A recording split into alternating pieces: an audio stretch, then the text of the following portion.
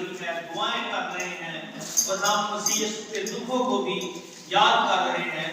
اس پورے سیزن کے دوران ہماری جو کلیسیائی تربیت اس پر زور دیا جاتا ہے کہ ہم اپنے آپ کو روحانی طور پر، اسپرچل طور پر ڈسپلن کریں، اور وہ کام جو ہمیں کرنے چاہیے اور ہم نہیں کرتے، ہم ان کاموں پر دوبارہ سے غور کریں اور اپنی زندگیوں کا دوبارہ سے جائزہ لیں کہ ہم کہیں دنیا کے اندر تو نہیں کھو گئے، ہم کہیں دنیا داری کے کاموں میں تو نہیں کھو گئے، ہم کہیں غلط عادات کا شکار تو نہیں ہو گئے۔ تو اس تمام تر دنوں کے اندر ہم اپنی عادات کو دوبارہ سے بہتر بناتے ہیں، ہم خداوند کی طرف مائل ہوتے ہیں، ہم روحانی کاموں کے اندر سرگرم ہوتے ہیں اور ہم اپنے آپ کو ایک بار پھر سے الائن کرتے ہیں خداوند کے کلام کے ساتھ۔ یہ ایک ایام کا مقصد ہے۔ اب ان ایام کے اندر، ان دنوں کے اندر ہمیں کیا کرنا چاہیے؟ تو وہ لسٹ جو ہے وہ خداوند یسوع مسیح نے اپنے پہاڑی واز کے اندر اپنے شاگردوں کے ساتھ بات چیت کرتے ہوئے یہاں پر بیان کی ہے۔ متی کی انجیل 5ویں باب سے خداوند یسوع مسیح کا پہاڑی واز جو ہے وہ شروع ہوتا ہے، جب خداوند یسوع مسیح اپنے شاگردوں کے ساتھ بات کر رہے ہیں اور انہیں اپنی بادشاہت کی بات بتا رہے ہیں کہ کیا خدا کی مرضی ہے کہ اس کے لوگ کس طرح سے زندگی گزاریں، اور صرف روحانی زندگی نہیں بلکہ معاشرتی زندگی، ان کی سوشل لائف کیسی ہونی چاہیے، ان کی فیملی لائف کیسی ہونی چاہیے، اور اب بات آ رہی ہے کہ ان کی روحانی کلیسیائی زندگی جو ہے وہ کیسی ہونی چاہیے۔ تو بہت بڑا باز ہے، بہت عظیم باز ہے، اور دنیا کے بڑے بڑے اسکالرز، بڑے بڑے علماء، نہ صرف مسیحی علماء بلکہ اسلامی علماء بھی اور دنیا کے دیگر مذاہب کے علماء بھی جب یسوع مسیح کا پہاڑی باز پڑھتے ہیں، اس پر غور کرتے ہیں، تو وہ بھی پکار اٹھتے ہیں کہ اس سے بڑی اور اعلیٰ تعلیم اور کہیں ہمیں نہیں ملتی، کیونکہ یہ سب سے عظیم استاد یسوع مسیح کے منہ سے نکلے ہوئے الفاظ ہیں۔ اس سے اچھی، اس سے مؤثر، اس سے بہتر کلام اور کوئی کلام ہو نہیں سکتا، کیونکہ خداوند یسوع مسیح خود کلمہ خدا ہے، اور جب کلمہ خدا خود بولنا شروع کرتا ہے، جب کلمے کے منہ سے کلام نکلنا شروع کرتا ہے، تو اس کلمے سے معتبر اور کوئی کلام ہو ہی نہیں سکتا۔ ہاللیلویا۔ ابھی ہم گیت گا رہے تھے، تیرا کلام زمانے میں اے خداوندہ، تو یہ وہ کلام ہے یسوع مسیح جو ازل سے باپ کے ساتھ تھا، وہی کلام مجسم ہوا، اور اب وہی کلام مجسم ہو کر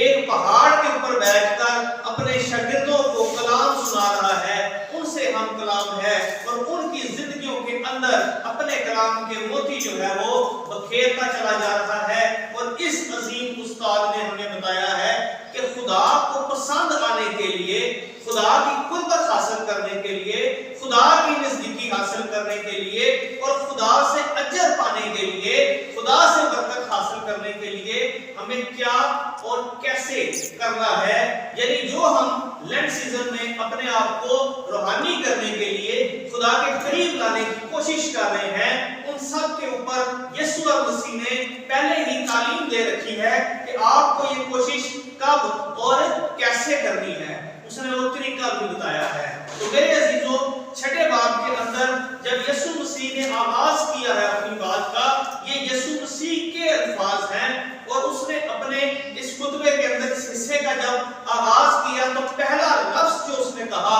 وہ کہا خبردار۔ خبردار،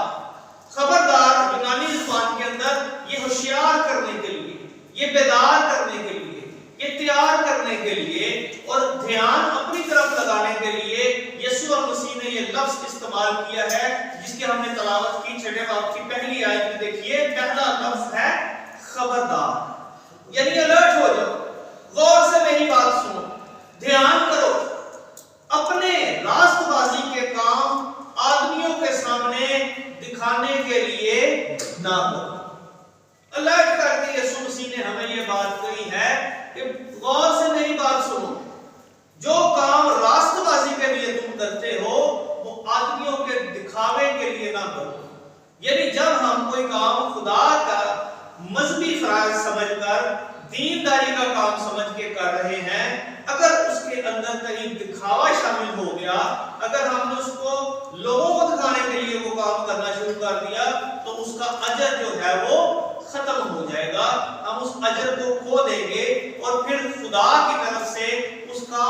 करने का कोई फायदा नहीं होगा। ये यीशु मसीह की तालीम है, ये दीन मसीहत की तालीम है। रोजा रखना अच्छी बात है, लेकिन अगर तुमने रोजा आदमियों को दिखाने के लिए रख लिया कि लोग मुझे रोजादार जाने, तो उस रोजे का कोई अजर नहीं है। दुआ करना अच्छी बात है, दुआ करना फर्ज है, दुआ करना इंतहाई जरूरी है, लेकिन अगर तुमने लंबी लंबी दुआएं, दोहराई वाली दुआएं और इस तरह की दुआएं कि जिसके अंदर लोग आपको कहें कि वाह भाई क्या दुआया जिंदगी है, कितना दुआया आदमी है, अगर आपके अंदर ये चाहत हो गई कि लोग मेरी बतौर मर्दे दुआ तारीफ करना शुरू कर दें, तो खुदा के साथ आपकी उस दुआ का ताल्लुक कोई नहीं। तो दिखावा,